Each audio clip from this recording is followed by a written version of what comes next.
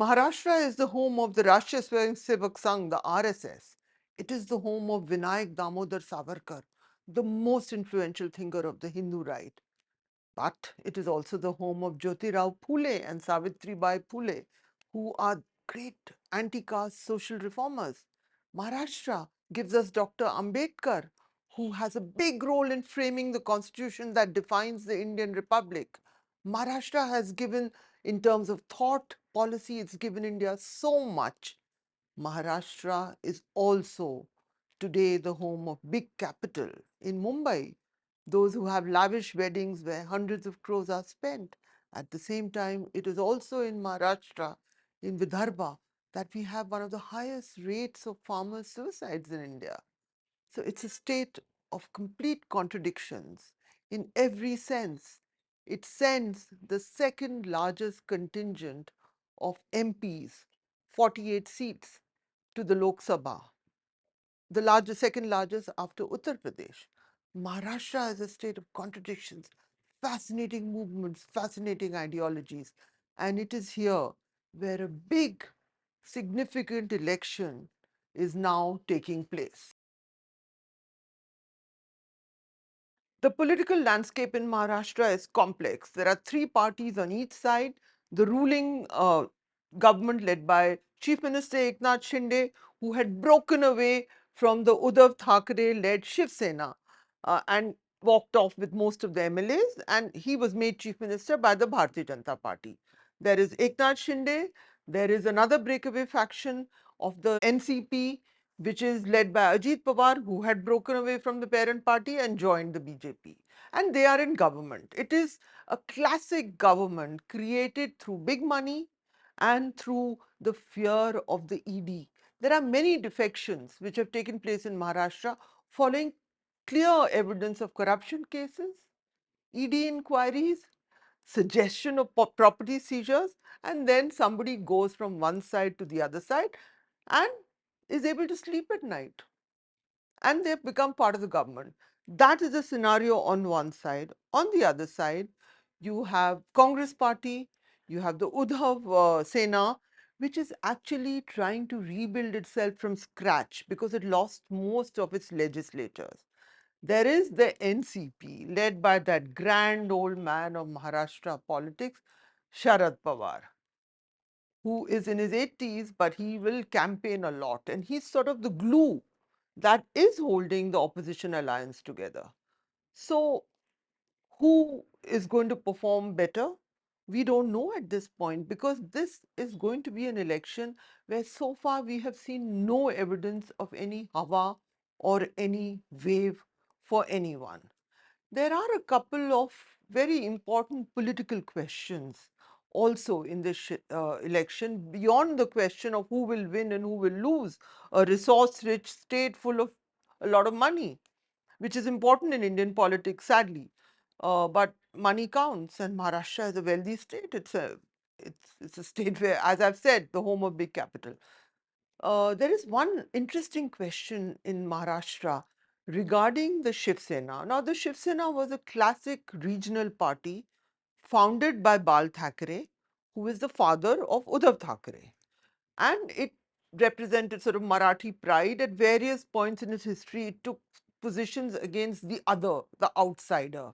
Most famously, at one point, the other was the Muslim.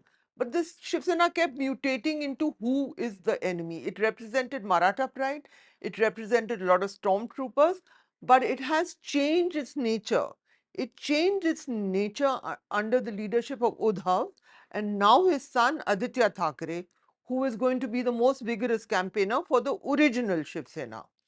But the challenge is now, Eknath Shinde was a son of the soil kind of a figure who was an auto rickshaw driver, and then he became the chief minister, and he's handled big money in Maharashtra. He knows power, he knows money. The intriguing question is, there are suggestions that his image is actually quite intact, even though he was a breakaway from a party led by a family. So there's a very interesting political science question here. Can Eknath Shinde be the first person who usurps power and the name of a family-led party. I mean, just remember, the DMK is led by a family. The Samajwadi Party is this member of a family in charge. The Congress is led by a family. How often do you have a family being challenged by an outsider? And that outsider at this point has not got a diminished image. He has been able to build his image. But of course, we don't know. The Uddhav Sena is building itself from scratch.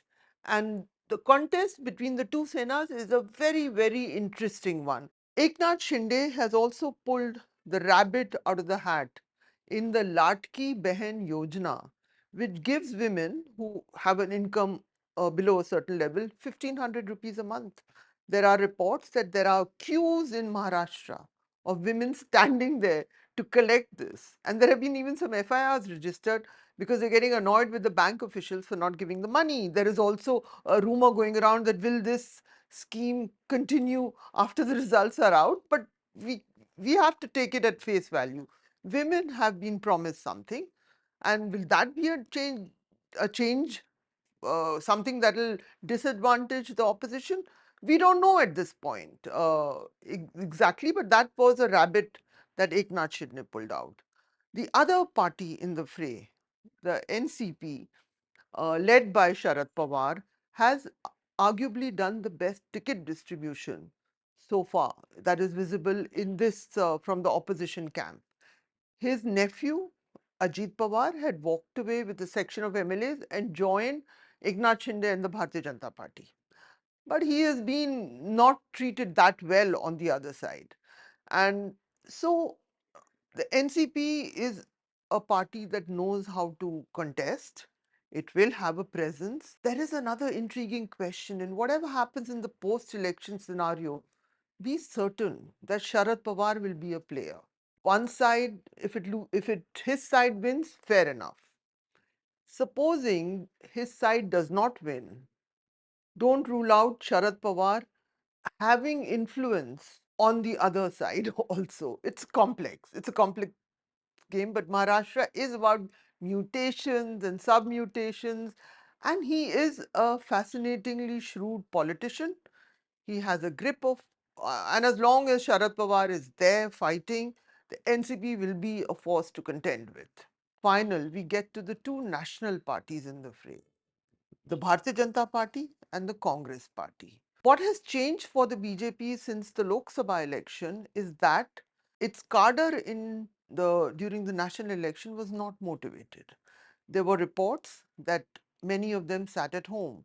I saw some of this in Uttar Pradesh, and there were reports that the same thing happened in Maharashtra, where cadres were annoyed over a corrupt figure like Ajit Pawar being given tickets, and they didn't work for him. But there has been a change since then. First of all, in Haryana, one saw the RSS cadre on the ground micromanaging the election in a state that is ruled by the BJP. We are seeing there is something which is similar here. Maharashtra is far bigger, it has different zones, so there's no one pan Maharashtra story, but it is a state that is still ruled by the BJP, and it's the headquarters of the RSS, and they are now the sort of disillusionment that was visible in the Lok Sabha election has gone away with, the victory in Haryana, which was micromanaged out of the Congress. The Congress managed to snatch defeat from the jaws of victory, and the BJP micromanaged that election very, very well. Micromanagement is done when you map out constituencies and you know who is living, which neighborhood X, and you also support independent candidates who can cut the votes of your opponents. All of that will play out in Maharashtra because they make no mistake that the BJP is ahead in its ground game. But that doesn't mean that they will control all the sentiment, let's say in Vidarbha. The catch so far is that it's not clear. In the Vidarbha area, Congress is supposed to be strong. That is the area which is also has a lot of farmer distress and so on. And there, in some places, it's a direct Congress versus BJP election. So let's say one side is micromanaging. Congress is showing it does not seem to have the the cadre, what it does have is some very popular, strong local leaders who can set up their own structures in the seats that they will contest. So they have that. One of the big questions is, in the Lok Sabha election, there was a narrative, Samvidhan khatre mein hai. In the Lok Sabha election, there was the other narrative. It was Bharat Jodo Yatra, unite, Samvidhan, Constitution, all of this was there. I have not been able to figure out what is the combined opposition narrative for Maharashtra. It's a mystery to me. What is it? Yes, corruption is there, price rise, corruption, all of this the opposition is talking about. But is there a grand story that they are being able to tell? I'm not sure what is happening there. And one can only speculate, but all right now the tickets have just been given out. There can be some withdrawals. We can be certain about one thing, is that it's going to be a complicated mandate, and well, even after the result comes out, there can be other mutations and which will happen within the political party, certainly within the NCP Sen and within the Shiv Sena, and many things are at stake over here. I don't like the phrase "do or die" election, because I don't see anyone in Indian politics actually dying. They just mutate and they come back and they fight again. They become weaker or they become stronger. But it's a very, very crucial election, because after Maharashtra and Jharkhand, there is the Delhi election, and then you have a whole year till end of 2025. There is the Bihar election. It is going to show us whether the opposition gains can be hung on to, which were visible at the Lok Sabha elections. And they were there, the opposition gained in Maharashtra. Or do they translate into in an assembly election? Or is the BJP slowly being able to overcome the setback that it had? These questions are there. And there are questions for the Shiv Sena, for a regional party split, and there are questions for the NCP, another regional party. It's just beyond all that. There is the question of the idea of India. And Maharashtra has defined the idea of India many, many times, multiple versions of the idea of India. What is Maharashtra going to tell us now? Let us wait and see.